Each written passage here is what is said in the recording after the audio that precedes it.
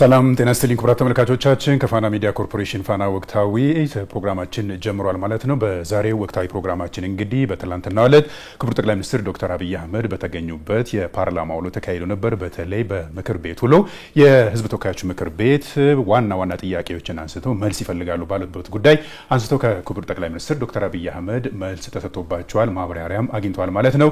ከነዛ ጉዳዮች ዋና ሀሳቦች ምንድናቸው፣ ቀጣይስ መሰራት ያለባቸው ጉዳዮች ምንድናቸው በሚለው ጉዳይ ዛሬ ሐሳብ አስተያየት እናነሳለን ማለት ነው። በዚህ ጉዳይ ላይ ደግሞ ሐሳብ አስተያየታቸውን እየሰጡን ሰፊ ማብራሪያ የሚሰጡንና ከኛ ጋር የሚቆዩት በህዝብ ተወካዮች ምክር ቤት አባልና በጅማ ዩኒቨርሲቲ መምህርና ተመራማሪ የሆኑት የተከበሩ ዶክተር አብዱል ሰመድ ሁሴን ናቸው። ከሳቸው ጋር ቆይታ እናደርጋለን። ዶክተር ጅጋርጌ አመሰግናለሁ። ትላንትና እንግዲህ ክቡር ጠቅላይ ሚኒስትር ዶክተር አብይ አህመድ በተገኙበት ሰፋ ያሉ ሐሳቦች ተነስተው በምክር ቤት አባላት ማለት ነው ሰፊ ማብራሪያ ተሰጥቶበታል።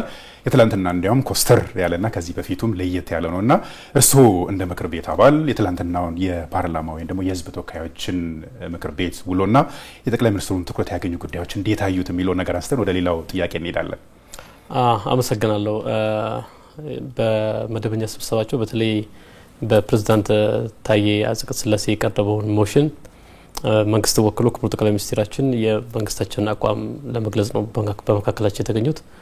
በዚህ በተገኙበት ሰዓት ላይ በሞሽኑ ላይ በተገለጹ እና በተነሱ አንኳር ጉዳዮች ላይ የህዝብ ተወካዮች ምክር ቤት አባላት የተለያዩ ጥያቄዎችን አንስተዋል። ጥያቄውም ሲነሳ በአራት ዘርፍ ላይ ነው በቤዚካሊ ጠቅላላ አድርገን ስናየው ጥያቄ ተነሳውና የመጀመሪያውን ካየነው ከኢኮኖሚ ጋር በተገናኘ ምን ይመስላል የሚል ነገር ብዙ ከኢኮኖሚ ጋር የተያዙ ጥያቄዎች ናቸው። ሁለተኛ ደግሞ ካየን ከልማት ጋር የተገናኙ ጥያቄዎች ናቸው። ሶስተኛ ደግሞ ከሰላምና ጸጥታ ፖለቲካ፣ አራተኛ ደግሞ ከዲፕሎማሲ ጋር በተገናኙ ዝርዝር ያሉ ጥያቄዎች ለክቡር ጠቅላይ ሚኒስትራችን ጥያቄው ቀርቦላቸው ነበር። እንዳያችሁት የዚህኛው ዙር ስብሰባ በጣም ሲሪየስ በጣም ጠንካራ በተለያዩ ኮንቴስት የሚባሉ አጀንዳዎች ላይ ደግሞ መንግስት ግልጽ የሆነ አቋም ያዘበት ከውስጥም ከውጭም የሚነሱ የተለያዩ ኮንቴስት ኤሪያዎች ላይ መንግስት የራሱን አቋም ግልጽ የሆነ ይገልጽበት ነው ማለት ነው። ኮስተርም ያለ ነው። ክቡር ጠቅላይ ሚኒስትሩን በተለይ በሀገር ደህንነት አንፃር ከሀገር ጥቅምና ብሔራዊ ጥቅሞች ጋር ከሚያያዙ ጉዳዮች ላይ በደንብ ጠንከር ያለ ሀሳብ ያነሱበት ነውና የሁሉም ጉዳይ መሰረት ሰላምና ጸጥታ ከመሆኑም አንፃር ክቡር ጠቅላይ ሚኒስትሩም በሰፊ ሰዓት ወስዶበት ያብራሩበት የምክር ቤት አባላትም ያነሱት የሰላምና ጸጥታ ጉዳይ ነው። እንግዲህ አሁን የሰላም ጉዳይ በጣም ትኩረት የሚሰጥበትና ምናልባትም የሀገር ውስጥ የሰላም ጉዳይ የሀገሪቱን የዲፕሎማሲም የልማትንም ጉዳይ ከመወሰኑም የተነሳ ሰፊ ማብራሪያ የሰጡበት ክቡር ጠቅላይ ሚኒስትሩ ማለት ነው። አሁን የምናየው እንግዲህ ኢትዮጵያ ውስጥ ብዙ የመሰረተ ልማት ስራዎች ብዙ የልማት ስራዎች እየተካሄዱ ነው። ይሁንና እነዛ ነገር ሊያደናቅፉ የሚችሉ በየቦታው የምናያቸው የሰላምና የጸጥታ ጉዳዮች ይገኛሉና እነዛ ጉዳዮች ላይ በጣም ትኩረት ሰጥተውበት ሀሳብ አንስተውላና እሳቸው ሲያነሱት የነበረው አሁን ባለንበት ሁኔታ ባለንበት ደረጃ ኢትዮጵያ ውስጥ ወደ ትጥቅ ትግል የሚያስኬድ ወደ ረብሻ የሚያስኬድ ጉዳዮች የሉም። ግን አሁን እያየናቸው ያሉት የሰላምና የጸጥታ ጉዳዮች በአብዛኛዎቹ የባዕዳን ተልዕኮ እጅ ያለበት አንዳንዱ እያወቀ አንዳንዱ በጥቅም በመታለል አንዳንዱ ደግሞ ከኢትዮጵያ ብሔራዊ ጥቅም በተቃራኒ ከቆሙ ሀገራት ጋር የኢትዮጵያን ሰላም የኢትዮጵያን መበልጸግና የማደግ ፍላጎት ያሌላቸው ሀገራት ጎን ቆመው ያንን የኢትዮጵያን የሰላም የማደፍረስ ሁኔታ እያየን ነውና እነዛ ነገሮች ትኩረት ይፈልጋሉ ብሎ አንስተዋልና በአሁኑ ሰዓት በዚህ ሁኔታ ከኢትዮጵያ ጎን ቆሞ መስራት እያለባቸው በዛ በተቃራኒ ከኢትዮጵያ ብሔራዊ ጥቅም ከቆሙ ሀገራት ጋር ቆመው ሰላምን ማደፍረስ ምንም ይሉት ነው በዚህ ሰዓትስ የሚጠበቅ ነገር ነው የሚለውን እናንሳ።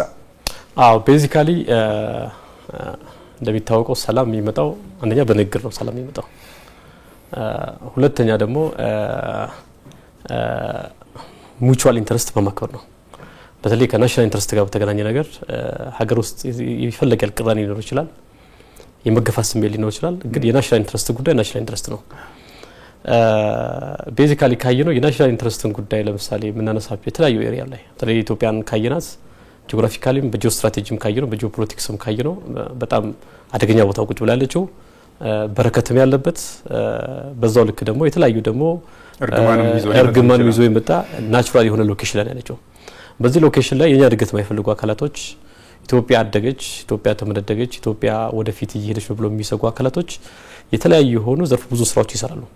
ከሚሰሩ ስራዎች ሁለት ነገር ነው። አንደኛ ውስጥ ያለውን ታላላቂ በማደራጀት ወይም ደግሞ አኩረፈ ብሎ ያሰቡትን ኃይል በማደራጀት ኩርፊያውን በማባባስ በትጥቅ በማገዝ በሚዲያ በማገዝ በፕሮፓጋንዳ በማገዝ በሀብት በማገዝ ኢትዮጵያ የውስጥ ሰላሟን እንዳትጠብቅና ትኩረቷን ከዋናው ፒክቸር ለማስለቀቅ ከዋናው ከሚታየው ፒክቸር ለማስለቀቅ የተለያዩ ስራዎች ናቸው ሲሰሩ የነበሩትና ይሄ አሁን ብቻ አይደለም ባለፉት 60 70 አመታት ይሄን በሰል ስራዎች ሲሰሩ ነበር። ያሁኑ ግን ለየት የሚያደርገው ኢትዮጵያ አሁን ያለችበት ፖዚሽን አላማው ግልጽ ነው። ኢትዮጵያ አላማው አንድና አንድ መበልጸግ ነው። ስለዚህ ስንበለጽግ በሁሉም አንፃር መረጽው በህዝባችን አኗኗር የህዝባችን በመሰረቱ ከመቀየር አንፃር ፖለቲካችንን ዘመናዊ ከማድረግ አንፃር ያ ብቻ ሳይሆን ኢኮኖሚያችን ከማሳደግ አንፃር ግልጽ የሆነ እቅድና ቪዥንና ሚታይ ፒክቸር ነው ያለው። ስለዚህ ወደዛ እንዳንደ የሚፈልጉ አካላቶች የተለያዩ ቅጥረኛዎችን እየገዙ ሰላም ኢትዮጵያ ውስጥ ሰላም እንደሌለ ለማስመሰል የኢትዮጵያ መንግስት ሌጂቲሜት እንዳልሆነ ለማስመሰል የተለያዩ ስራዎች ይሰራሉ ማለት ነው። ስለዚህ እነዚህ አካላቶች አንደኛ ጋላቢው ሌላ ነው እውነት ለመነጋገር እናቃቸዋለን ማን እንደሆነ ጋላቢው ሌላ ነው። ሁለተኛ አሁን አኮረፉ ብለን የምናያቸው ይሄ የሽማግሌዎች ስብስብ የሻቢያው ኃይል እኛ እርስ በርስ እንድንዋጋ እርስ በርስ እንድንጠፋፋ ያለው ክቡር ጠቅላይ ሚኒስትሩም ትላንትና በግልጽ እንዳስቀመጡት ከኤርትራ መንግስት ጋር ከሻቢያ ጋር የተፈጠረ ልዩነት ፕሪቶሪያ ነው። ለምን ሰላም ወረደ? አዎ እነሱ ትግራይን ከካርታ ላይ የማጥፋት እቅድ ነበራቸው። ቲፒኤልኤፍም በዛው ልክ ማለት ነው። ቲፒኤልኤፍም ከነችግሩ የትግራይ ህዝባችን ነው። ልዩነታችን ወደ ሰላም ወደ ጦርነት ያስገባን ጉዳዮችን ተነጋግረን ፈተን ወደ ሰላም መሄድና አለበት ኢትዮጵያ መንግስት ያንን በተደጋጋሚ ሲገልጽ ነበር። ስለዚህ የፕሪቶሪያ ስምምነት ሲፈረም የመጀመሪያ አኩራፊ ይሄ የውጭ ኃይል ነው ማለት ነው። አላማው ምንድነው? ትኩረታችን ግጭት ላይ ጦርነት ላይ። ስለዚህ እንደነሱ ኋላ ቀር እንድንሆን ወጣት የሌለበት ሀገር እንዲሆን ስለ ልማት እንዳናስብ በቅርቡ ታቃለተ ክቡር ጠቅላይ ሚኒስትሩ የጉባ በስራት ላይ የ30 ቢሊዮን ዶላር ፕሮጀክት ነው በስራት ነው ያሰቡት። እንደዚህ ግራንድ ፕሮጀክቱን እንዳናስብና በውስጥ ጉዳይ እየተጓተትን እየተወጋ እንድንቀጥል ቢፈልጉ ኃይሎች ናቸው ያኮረፉት። ስለዚህ ይሄ ኃይል ኩርፊያው አንደኛ የፕሪቶሪያ አግሪመንት ነው። ሁለተኛ ትዝካለ የክቡር ጠቅላይ ሚኒስትሩና የኤርትራ ፕሬዝዳንት አቶ ኢሳያስ ወደ ኢትዮጵያ ሲመጡ ሚሊኒየም አዳራሽ ላይ ክቡር ጠቅላይ ሚኒስትር በግልጽ በሺዎች በተሰበሰቡበት ህዝብ ላይ ስለ አክሰስ በደንብ የተናገሩት ስለ አሰብ በደንብ የተናገሩት እንደውም ትዝ ይለኛል ሲደመር ሲቀነስ ሲካፈል ይያሉ የተናገሩትና ያኔ በግልጽ የተናገሩት ንግግር እድገታችን የማይፈልጉ ኃይሎች ግን በኔጌቲቭሊ ነው የወሰዱት። ለዚህም የኢትዮጵያ መንግስት የተለያዩ ስራዎችን የተለያዩ ልመናዎችን ሲያደርግ ነበር። እንደሚታወቀው ይሄን የአክሰስ ጉዳይ እንዳይሳካ ወደ አክሰስ እንዳንወጣ ኢትዮጵያ ኃያል እንዳትሆን የተለያዩ ስራዎችን ሲሰሩ ነበር ላለፉት 40 50 አመታት ማለት ነው። ስለዚህ ክቡር ጠቅላይ ሚኒስትሩ ይሄን ጉዳይ ሲያነሱ በቅንነት ለኤርትራ የሚጠቅም ነገር ከማሰብ አንፃር ነገር ያደርጉትና እሳቸው ግን ፕሬዝዳንት ኢሳያስ ግን በዚህ ልኩ እየተረዱት አይደለም።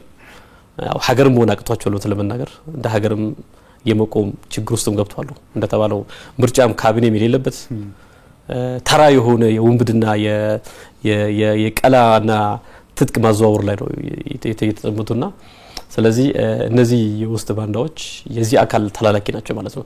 ምን ይሄ በግልጽ ታይቷል። ህዳሴ ግድብን ስናሰራ የደረሰብን ፈተና ይታወቃል። ክቡር ጠቅላይ ሚኒስትሩ ብለዋል ህዳሴ ግድብን ውሃ ብቻ ለቢዘን የገደብ ነው ደምም ጭምር ነው ብለዋል። ያ ማለት ምን ማለት ነው? የውጭ ኃይሎች ኢትዮጵያ እንዳታደርግ የሚፈልጉ ኃይሎች በተለያየ መልኩ ቅጥረኛ እየቀጠሩ መንገድ ላይ ሰው ያቀቱ ኮንቮዮቹን የሚደረጉ እንትሮች ላይ የተለያዩ እርምጃ በመውሰድ በማስታጠቅ ፈረስ የመሆን ስራ ሲሰራ ነበር። ስለዚህ አሁን ውስጥ ያሉ የተለያዩ አላማ ያላቸው አካላቶች ኮዛለን ብሎ የሚያስቡ አካላቶች ጄኒን ኮዛለን ብሎ የሚያስቡ አካላቶች ሁለት ነገር መጠቀም ይችላሉ። አንደኛ እንደ ሀገር የተወጠነው የናሽናል ኢንክሉሲቭ ዳያሎግ አለ እዛ ላይ ቀርቦ ሐሳባቸውን ማቅረብ። ሁለተኛ ደግሞ መንግስት ሁሌም እንደሚጠራው ደግሞ መንግስት እጁ ለሰላም የተከፈተ ነው። መጥቶ ለሰላም እጃቸውን ሰጥተው ቁጭ ብለው ተነጋግሮ ኢንተረስታቸውን ኮዛቸውን ማቅረብ ይችላሉ። ኢትዮጵያ የሁላችን ናት፣ ለሁላችን ትበቃናለች። ነገር ግን የኛ እድገት የማይፈልጉ አካላቶች የነሱ ፈረስ የመሆንና በነሱ ለመጋለብ የሚደረገው ጥረት ግን ኢትዮጵያ ማይጠቅም ለነሱ ማይጠቅም። ከዚህ ላይ በደንብ ዶክተር ዚላንድ ያነሱልኝ የምፈልገው ኤርትራ መንግስት እንደ ምክንያት የሚያነሳው እሱ ቅድም ያነሱልኝ የፕሪቶሪያው ስምምነት ነው። ከቲፒኤልኤፍ ጋር ወደንም ተሰማማችሁ ትግራይ ላይ ለምን ሰላም መጣ በሚል ጉዳይ ነው እንግዲህ አክሩፈው አሁን የበደረስንበት ደረጃ ሊደርስ የነበረውና በተቃራኒ ደግሞ ቲፒኤልኤፍ ከሚጠበቅበት ውጪ ዘሎ ከዛ ካለው መንግስት ጋር ግንኙነት መፍጠሩ የሀገር ክደት አይሆንም ወይ የሚለው ነገር እንዲያነሱልኝ ፈልጌ ነው። ፓራዶክስ አይሆንም? የሚጋጭ ነገር አይደለም? ይሄ ግልጽ ነው። ያው ብሂሉ እንደሚለው በሬ ከአራጁ ጋር ይውላል ነው የሚለው። የቲፒኤልኤፍ የፍንካቹ የሽማግሌው ኃይል ስብስብ እያደረገ ያለው ተግባር በሬ ከአራጁ ጋር ይውላል የሚለው ነው የሚያስታውሰን። ያ ማለት ቅድም እንዳነሳውለ ይሄ ቲፒኤልኤፍ ከምድረገጽ መጥፋት አለበት የሚለው ኃይል የትግራይን ህዝብ ከምድረገጽ ማጥፋት አለበት የሚል ኃይል ጋር ሄዶ ነው ሸሪካ የፈጠረው። ይሄ ኃይል ያኮረፈው ነው ኢትዮጵያ መንግስት እነዚህ ሰዎች ዜጎቻችን ናቸው ብሎ አቋም በመያዙ ነው የመጀመሪያው ኩርፊያ የተፈጠረው። ያ ብቻ አይደለም። አማራ ክልል የሚንቀሳቀስ ታጣቂ ኃይልም የሚታወቅ ነው። በፕሪቶሪያ አግሪመንት ላይ አቋማቸው ተመሳሳይ ነው። አማራ ክልል የሚንቀሳቀሰው ታጣቂ ኃይል የጽንፈኛው ኃይልና የኤርትራው ኃይል የኤርትራው ሽማግሌው ኃይል አቋማቸው ፕሪቶሪያ ለምን ተፈረመ ነው። ለምን አልዘረፍን ነው። ለምን ትግራይ ክልል ለምን አላወደምን ነው። የሰረቅነውን የህክምናን የማሽን ዕቃ ለምን ቀጥለን አልዘረፍንም ነው። ለምን ወሰን አልዘረፍን የሚል ኃይል ነው አሁን አንድ ላይ መጣን ብሎ አላያንስ ፈጥሮ በተለያየ ስም ጽምዶም ብሎ በተለያየ ስም እየፈጠረ ስራ እየሰራ ያለውና ይሄ ፌደራል መንግስት ህግ ማስከበር አለበት። በተለይ የቴሪቶሪያል ባውንደሪ የማስጠበቅ በህገ መንግስቱም ኤክስክሉሲቭሊ ፌደራል መንግስት ለሰጠ ፌደራል መንግስት ይሄን እንቅስቃሴ ማስቆም አለበት። የክልሉም ጊዜያዊ አስተዳደሩ ፕሬዝዳንት ታደሰ ወረደም ይሄን ጉዳይ ማስቆም አለበት። ስለማናገር ይሄንም በግልጽ መነጋገር አለበት። this is the time to talk ዝም ብለን የምናልፈበት ጊዜ አይደለምና ይሄን ማድረግ ያስፈልጋል። ኤርትራኖቹም የኤርትራ መንግስትም በራሱ ጉዳይ ላይ ቢዚ መሆን አለበት። ሰላሙ ላይ እድገቱ ላይ ስራ ወጣቶችን ያሳደድ እኛ እኮ we are engulfed በኤርትራውያን ወጣቶችና በኤርትራውያን ዜጎች እኮ ነው engulfed ያለው አዲስ አበባን ኢትዮጵያን ካየን ኢኮኖሚያችን በእነሱ ነው engulfed ያለውና ስለዚህ ለሀገሩ ሆኖ ለሀገሩ ቢሰራ ይችላል። በእኛ ጉዳይ ላይ አይግቡ። ችግሮች ሊኖሩ ይችላሉ። የኮዝ ልዩነት ሊኖር ይችላል። መጥቶ አስረድቶ በናሽናል ኢንክሉሲቭ ዲያሎግ ተነጋግረን ችግሮቻችንን በጠረጴዛ መፍታት እንችላለን ማለት ነው። ከዛ ውጭ ግን ፈረስና ጋላቢው አንድ ላይ ተደምሮ ቢመጣም ኢትዮጵያ ላይ አይተነዋል ማለት ነው። ብዙ ጊዜ ኢትዮጵያ ትልቅ ሀገር ናት። በጣም ተሞክራለች። ያም እንደማይሆን በግልጽ አይተናል። ክቡር ጠቅላይ ሚኒስትሩም በግልጽ የሆነ አቋም ነው እዚህ ላይ ያንጸባረቁት ማለት ነው። አዎ ትላንትና በተነሱ ጉዳዮች እንግዲህ ብዙ ነገሮችን አይተናል። አንዳንዶቹ በመከራከሪያነት የሚያቀርቡት ውጫዊ ጉዳዮች አሉ። የኛን ሰላም የሚነሱ የኛን እድገት ወደፊት እንዳይራመድ ማድረግ የሚያስቡ ውጫዊ ኃይሎች አሉ። እርሶ ያሉልኝ ጋላቢ ኃይል አለ። ከዛ ውጪ ግን ውስጣዊ ችግሮቻችንን የሚጠቀሙ አካላትም አሉና ውጫዊ የሚመጣውን ነገር መከላከል ይቻላል። ውስጣዊ ችግሮቻችን ግን ሞር ኤክስተርናላይዝ ከማድረግ ይልቅ ውስጣዊ የነበሩ ችግሮቻችን አለመፍታታችን ለነዛ ነገሮች አላጋለጠንም ይላሉ እርሶ? ልክ ነው። አንዳንድ ችግሮች በጊዜ ያለመፍታታችን በተለይ የለውጡ መንግስት ከመጣ በኋላ ከተዝጋ የተገናኘው ነገር በጊዜ ያለመፍታታችን በተለይ አሁን አማራ ክልል የሚታየው የጽንፈኛው ታጣቂ ኃይል የሚንቀሳቀስበት ካየን ችግሮቹን በጊዜ ዲቴክት አድርገን በጊዜ ያለመፍታታችን ይሄን ጉዳይ አባብሶታል። ሁለተኛ ኦሮሚያ ላይ ያለው ደግሞ ካየን ደግሞ በጊዜ እልባት ያለ መስጠት በጊዜ ደግሞ እርምጃ ያለ መውሰድ በጊዜ ደግሞ ንግግር ፈጽሞ ያለ ማድረግ ለዚህ ጉዳይ አጋልጦናል። ያ ብቻ አይደለም። የታጣቂ ኃይሉ ጸባዩ ራሱ አጀንዳው የሱ ስላልሆነ መነጋገር አትችልም። ቁጭ ብለህ ስትነጋገር የኛውን ያስታጠቀውንና የሚጋልበውን ኃይል ይሁንታ ስለሚፈልግ ከዚህ ኃይል ጋር መነጋገር ማስቸጋሪ ነው። ሆኖም ግን በእነዚህ ሰዎች ጋር የተለያዩ ንግግሮችን በማድረግ አሁን ባለፈው የፌደራል መንግስት ከኦሮሚያ ኦላ ብሎክ ራሱን ከሚጠራው ኃይል ጋር የተለያዩ ጊዜ ድርድሮችን እያካሄዱ ከፍተኛ ቁጥሩ ገብቷል።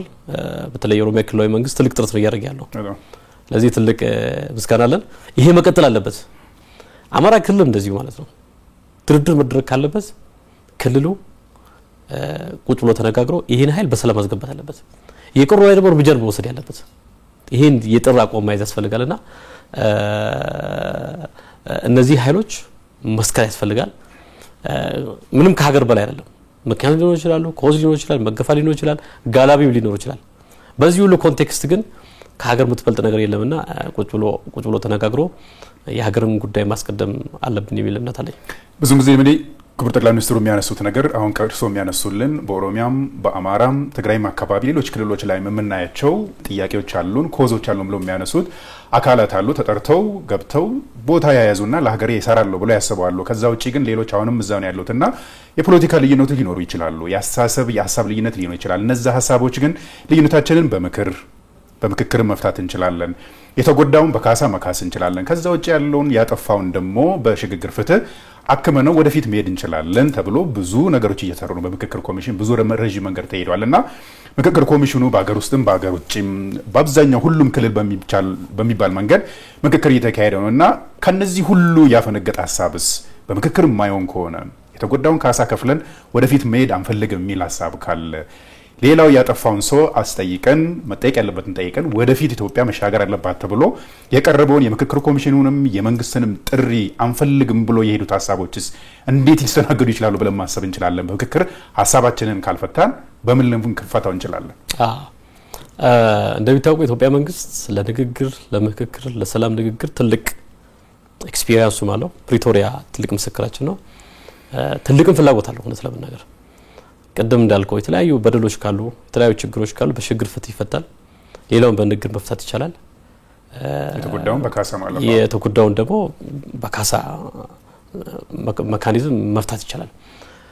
ከዚህ ያለው ኃይል ግን አላማው የውጭ ኃይል ነው። የውጭ ኃይል ምንድነው? ዋናውን ስትራቴጂ ክቡር ጠቅላይ ሚኒስትራችን ስትራቴጂካሊ ያስቀመጡትን ቪዥን እንደነሳካ እጅግራችን ይዘን ኃይል ነው ማለት ነው። ይሄን ኃይል ከውጭ ኃይል ጋር ለየት ማየት የለብንም። ለንግግር ያልመጣ በሽግግር ፍትህ ውስጥ ማቀፍ ውስጥ እልባት እንዲያገኝ የማይፈልግ ኃይል በካሳ የማይፈልግ ኃይል ከዚህ ውጭ ያለው መንግስት ህግ ነው የሚያስከብር ያለበት። ህግ የሚያስከብረው ግን ወደ አላማችን የሚወስደን መንግስት ስለሆነ ማለት ነው። ኢትዮጵያ መንግስት ትልቅ መንግስት ነው፣ ትልቅ አቅም ያለው መንግስት ነው። ይሄንም የማድረግ አቅሙም አለው። ብዙ ጊዜ እንደውም የሚወቀሰው በወደ ሰፊነት ነው። አቅምም አለው። ስለዚህ አቅሙን ተጠቅሞ ከዚህ ማቀፍ ውጭ ያሉ ኃይሎችን ወደ መስመር ማስገባት ያስፈልጋል ማለት ነው። መልክ ማይሰስ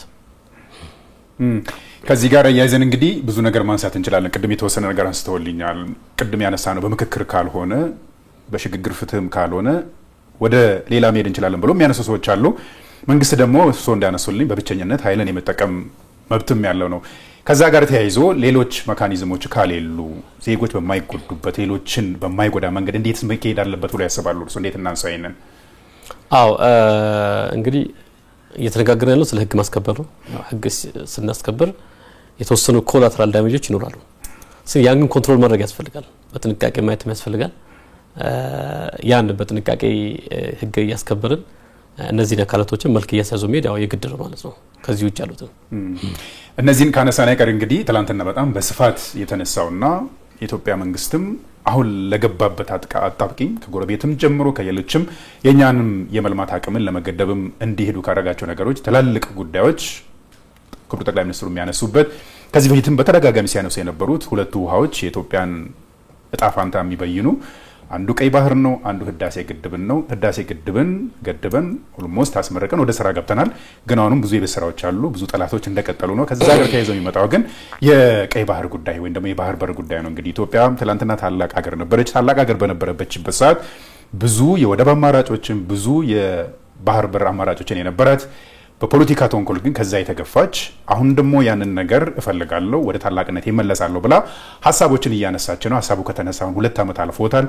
ብዙ ንግግሮች ብዙ ውይይቶች እየተነሱ ነውና እንዴት የሚለው ነገር ብዙ ጊዜ በኢትዮጵያ መንግስት ያነሳል። እውነት ነው ለእድገቴ የባህር በር ጉዳይ ያስፈልገኛል ብላ አንስታለች ኢትዮጵያ። የባህር በርን ግን ማገኝበት ምክንያት ሌሎች እንደሚያወሩ ሳይሆን አንደኛ የዓለም አቀፉን ህግ በተከተለ ታሪክን በተከተለ ሰጥቶ በመቀበል ሁሉንም ባስማማን ሁሉንም አሸናፊ በሚያደርግ መንገድ የባህር በር ያስፈልገኛል የሚል በተደጋጋሚ የተነሳ ነገር አለ። እነዚህ ነገሮች ሲነሱ ግን ቅድም ያነሳናቸው ከጎረቤታችን አካባቢ ኢትዮጵያ እንግዲህ እንደምናውቃት ለዓለም ሰላም ለአፍሪካ ሰላምም የራሷን ህይወት ጭምር ልጆቿንም ጭምር ገብራ ሰላምንም እያስከበረች ያለች ሀገር በራሷ ናሽናል ኢንተረስት ወይም ደግሞ ብሔራዊ ጥቅም አንፃር ግን የባህር በር ያስፈልገኛል ሲባል ጎረቤቶች የሚያርጉምጉሙት ለምንድን ነው ብለው ያስባሉ? ሰው ዶክተር እንግዲህ ክቡር ጠቅላይ ሚኒስትሩ ትላንትን በደንብ ያነሱት የቀይ ባህር ጉዳይ የአክሰስ ጉዳይ አራት ነው ቤዚካሊ ካየና አንደኛ ህጋዊ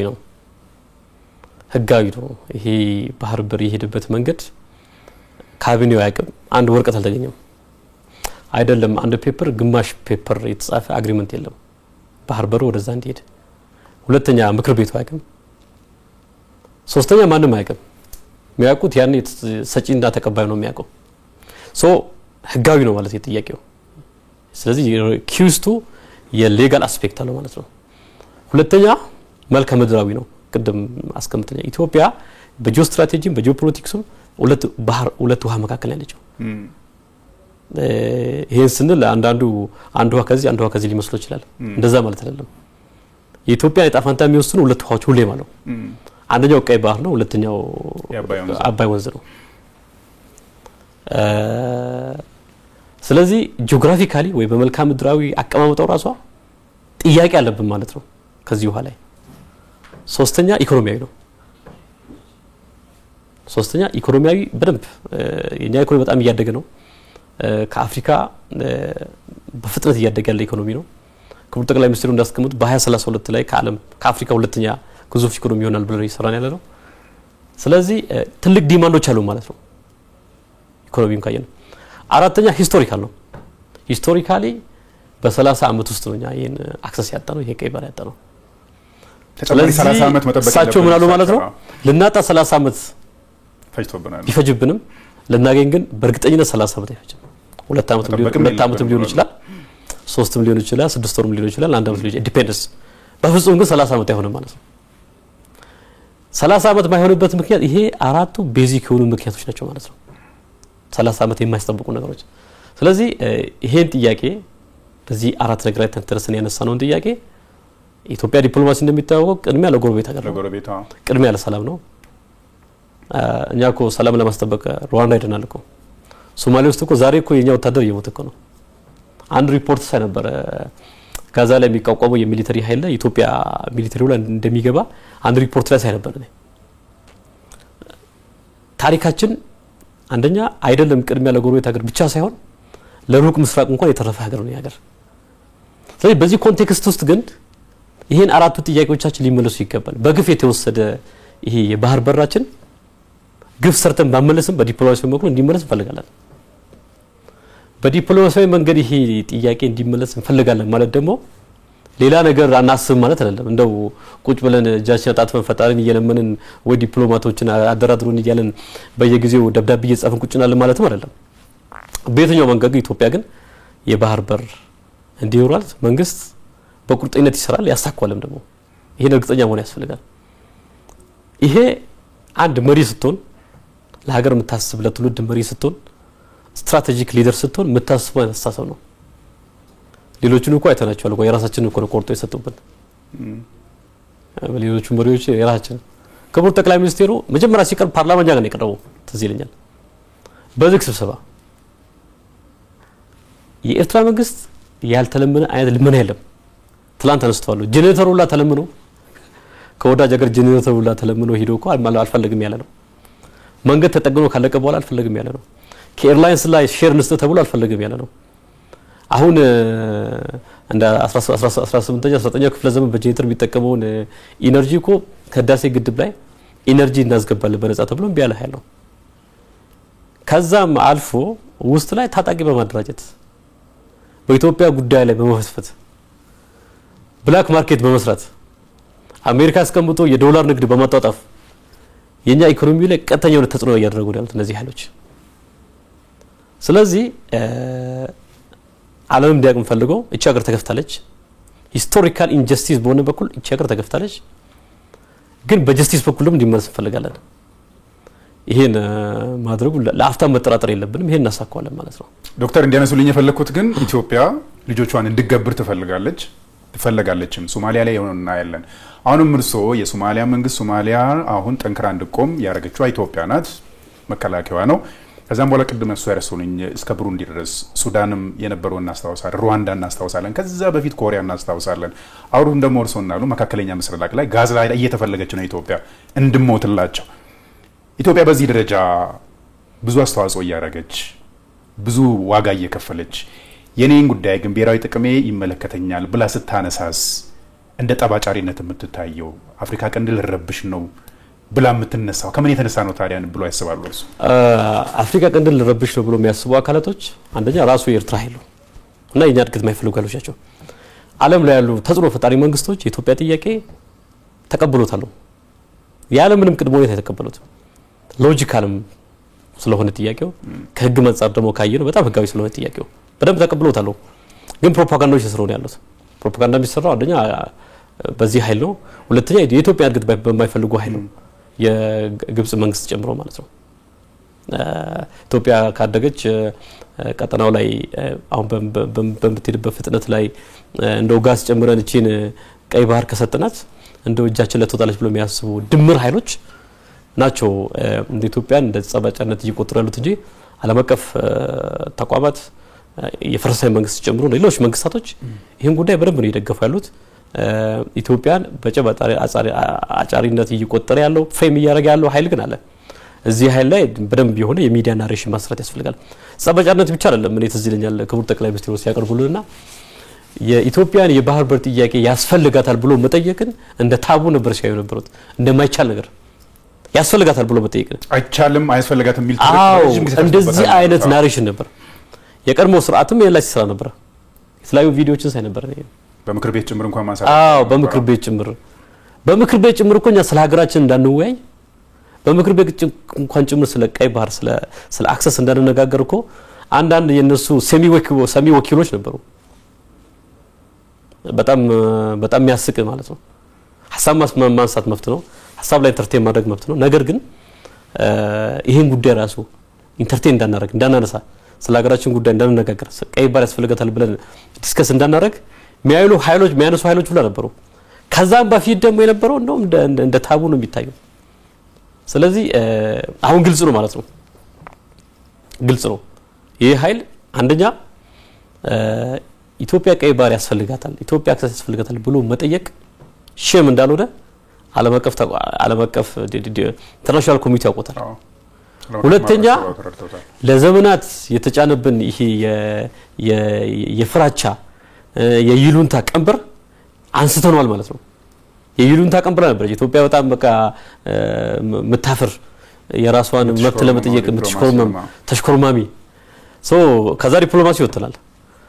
እሱ ላይ አሁን የጀመረው ስራ ላይ በደንብ ከተሰራ በተለይ ደግሞ የቀይ ባህር ዙሪያ ያሉ ሀገራቶችን መካከለኛ ምስራቅን ጨምሮ አሁን የጀመረው ዲፕሎማሲዎች በደንብ ከተነከሩ እንደሚታወቀው ከሪፎርም ወዲህ ለዲፕሎማሲ ያለን ምናይበት ሌንስ ራሱ ከጊዜ ወደ ጊዜ የተቀየረ መጥቷል።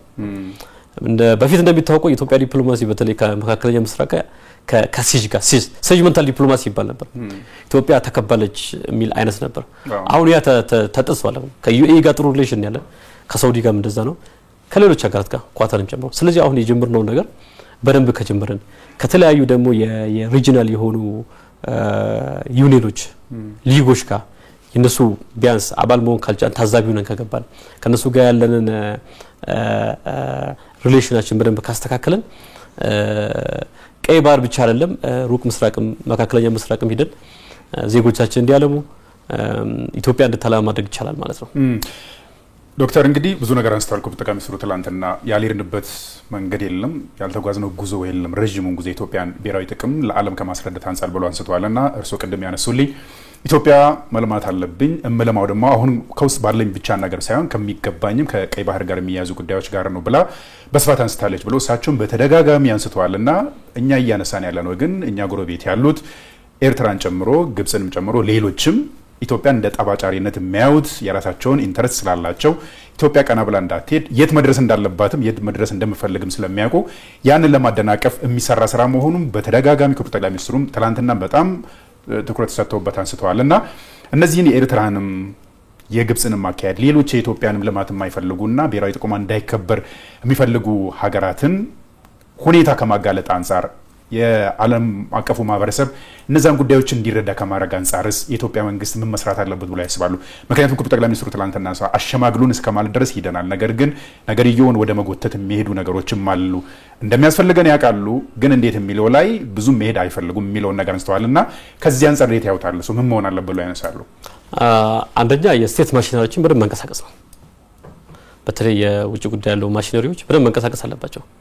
አርቲክሎች በደንብ መጻፍ አለባቸው።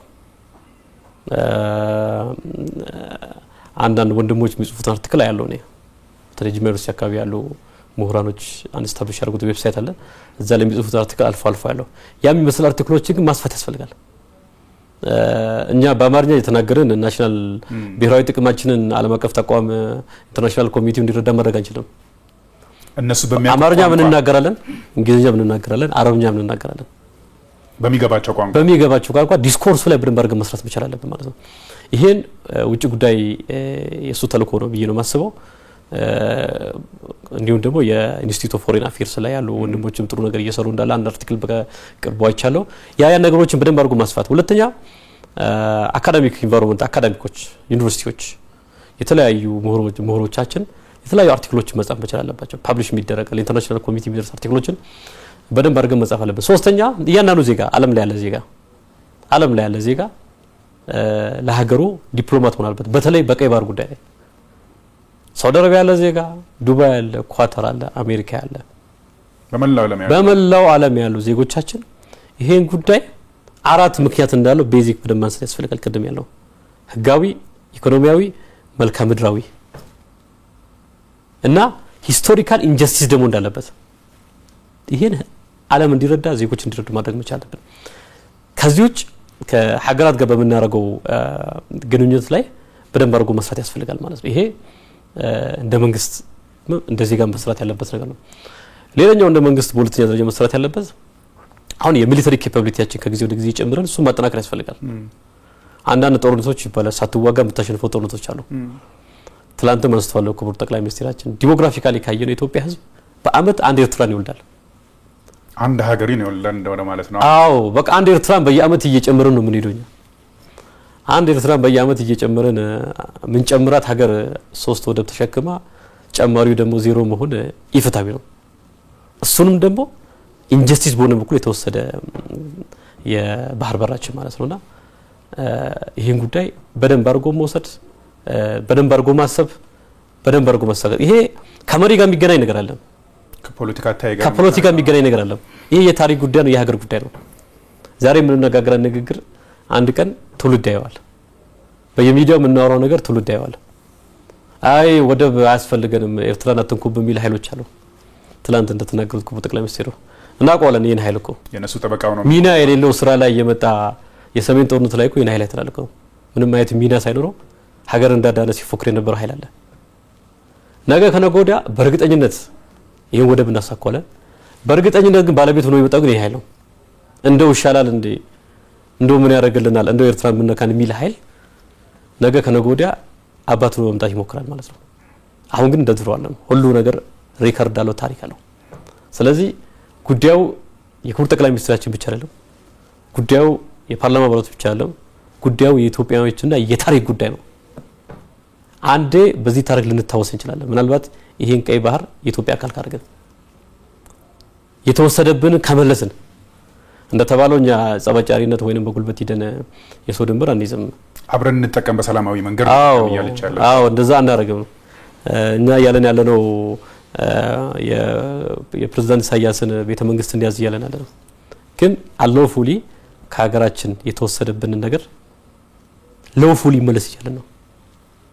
ስለዚህ የግልጽ መሆን አለበትና በዚህ ደረጃ ፍሬሙን በደንብ ካስተካከልን በእርግጠኝነት በክቡር ጠቅላይ ሚኒስትራችን ስትራቴጂክ ሊደርሺፕ ይሄን ጉዳይ እንደምናሳካው ጥርጥር አይኖርኝም። ዶክተር የመጨረሻ ጥያቄ ላግሎትና ብዙን ጊዜ የውስጥ ጉዳዮች ውጫዊ ጉዳዩን በጣም የመወሰን አቅም አላቸው። ዲፕሎማሲውን ብናይ በተለይ የውጭ ዲፕሎማሲውን ለማሳካት ውስጣዊ ሰላም ውስጣዊ አንድነት በጣም ወሳኝ ነው። ቀደም ያነሳናቸው አንድም ባለማወቅ ሁለትም በጋላቢያቸው ወይን ደግሞ የኢትዮጵያን የማድረግ ፍላጎት በተቃራኒ የሚቆሙ አካላት አሉና ከነሱ ጋርም በማበር በጥቅም ከመተሳሰር አንፃር አንዳንዶቹ ዞረው ሀገራቸውን እስከ መውጋት ድረስ የሚደርሱ አካላት አሉ። ከኢትዮጵያ ብሔራዊ ጥቅም ተቃራኒ የሚቆሙ አካላትም አሉና በተለይ ውስጣዊ ጉዳዮችን ቶሎ ፈቶ ውስጣዊ አንድነትን ከማጠናከር አንፃር ውስጣዊ አንድነትን እንደማጠናክሮ ቅድም ያነሳናቸው በጣም ትላልቅ የታሪክም የትውልድም ጥያቄ ከመመለስ አንፃር ቅድም ያነሳናቸው በጣም የሚያስፈልጉ ነገራቸውና የውስጣዊ ችግሮቻችንን ፈቶ ወደዛ ለመሄድ አንፃርስ ምን መሰራት ብሎ ያስባሉ? አጠር አድርገው ያንሱልኝ። እንግዲህ ቅድም አንስተዋል እንግዲህ አሁን የውስጣዊ አጠቃላይ ሁነቶች ውጫውን ኢንፎርም ያደርጋል በተለይ የፎሬን አፌርስ አጀንዳዎቻችንን እሱን ኢንፎርም ማድረግ ውስጥ ትልቅ ሮል ያለው ኢትዮጵያ ችግር ግን ከአንድ ነገር ላይ ተነሳ ነው ሁሌም እኛ ያልቃኘነው ቅኝቱ አያምርም ይላባባላላቸው ይሄን አጀንዳ እኮ ሌላ አካል ምናምን ቢያነሳ እኮ የኔ ምን እንደሚደረግ እኮ ነበር የምናውቀው ስለዚህ ከዚህ ከብሔራዊ አጀንዳችን ነው ከብሔራዊ ጥቅማችን ውጭ ያሉ ኃይሎችን ማስተማር ነው ወደ ሰላም እንዲመጡ ማድረግ ነው መደራደር ነው የመጀመሪያው ሁለተኛው ደግሞ እንነጋገር እናውራ በሽግግር ፍትህ በኩል ይታየለ ጉዳይ ከተጎዳ ብለ የምታነጋግረው ኃይል ጋላቢው ካልመጣ ማሰብ አይችልም ይሄ የጋላቢው የብሬን ኮርቴክሱ ጋላቢው ስለሆነ ከዚህ ኃይል ጋር መነጋገር ያስቸግራል ይሄን ኃይል ኢኳሊ እንደ ውጭ ኃይል አይቶ እርምጃ መውሰድ ያስፈልጋል በሰላም ያልመጣ በንግግር ያልመጣ በትራንዚሽናል ጀስቲስ ያልመጣ ከብሔራዊ ጥቅም ተጻራሪ የሚቆም አስተምሮ ማይሰማ ከሆነ መንግስት ህግ ነው ማስከበር ያለበት ምክንያቱም ናሽናል ኢንተረስት የማስከበር ስልጣን የፌደራል መንግስት ነው ልክ ድንበር እንደመጠበቅ እንደዛ ስለሆነ በዚህ መልኩ ነው የሚሄድ ያለበት ሌላው ለታሪክ እንተዋለን ማለት ነው ነገር ግን ጋላቢዎቹም ተጋላቢዎቹም ማወቅ ያለባቸው ነገር በምንም አይነት ሁኔታ ውስጥ ኢትዮጵያ ጀምሮቹ ጉዞ ይቀጥላል ኢትዮጵያ ብልጽግና ይረጋገጣል ብቻ ሳይሆን ኢትዮጵያ የቀይ ባህር ባለቤት ትሆናለች እዚህ ላይ እርግጠኛ መሆን ያስፈልጋል ማለት ነው አሁንም ደግሞ ለቀደም እንዳልኩ በአመት አንዳንድ ኤርትራን እየወለድን ኤርትራ 3 ወደብ ይኖራት እሱንም ደግሞ ኢንጀስቲስ ቦነች በኩል እየወሰደች እኛ ደግሞ ወላጁ ደግሞ በዜሮ የሚቀመጥበት ምንም አይነት ሎጂክም የለም አካሄድም የለም ኮንቴክስትም የለም ማለት ነውና በዚህ መልኩ ማየት ይተበቀብናል እርሶንና እርሶን የሚመስሉ የህዝብ ተወካዮች ምክር ቤት አባላትም አሉ የወከሉት ሰፊውን ህዝብ ነውና ከህዝብ ተወካዮች ምክር ቤት አባላትስ ከፓርላማ አባላትስ ምን ይተበቃል ምትሉን አጠራርገ ያንሱልኝ ፓርላማ ተልኮ አለው ከመንግስት የሰጠው ተልኮ አለ በዛ ተልኮ መሰረት ስራውን ዴሊቨሪ ያደርጋል ይሄዳል ከዛው ግን ዘንድሮ ስድስተኛው ምክር ቤት ፓርላማ ካየ አብዛኛው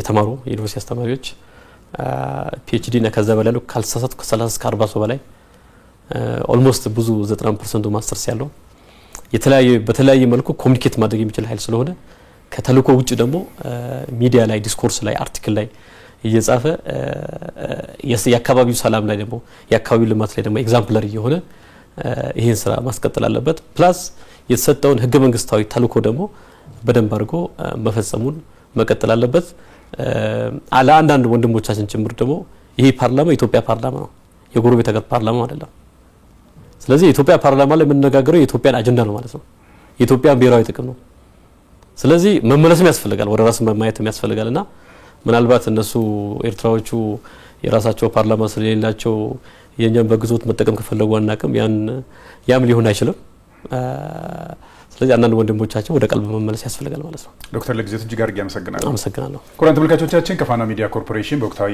ጉዳዮች ላይ የሚያጠነጥነው ፕሮግራማችን እስካሁን ድረስ የሰማችሁትን ይመስል ነበር በተለይ በትላንትናው የምክር ቤት ውሎ የተነሱ ዋና ጉዳዮች እንዴት ይታያሉ ቀጣይ መሰራት ያለባቸው ስራዎችስ ምንድናቸው በሚለው ጉዳይ ላይ ነው ሰፋ ያለ አስተያየትም ሐሳብም ማብራሪያ የሚያገኝ ነው ማለት ነው በዚህ ጉዳይ ላይ ሐሳብ አስተያየታቸውን የሰጡን የህዝብ ተወካዮች ምክር ቤት አባልና በጅማ ዩኒቨርሲቲ መምህርና ተመራማሪ የሆኑት የተከበሩ ዶክተር አብዱል ሰመድ ሁሴን ነበሩ የፕሮግራሙ አዘጋጅ ነካቸው ያለ ማርያም ነኝ ጤና ይስጥልኝ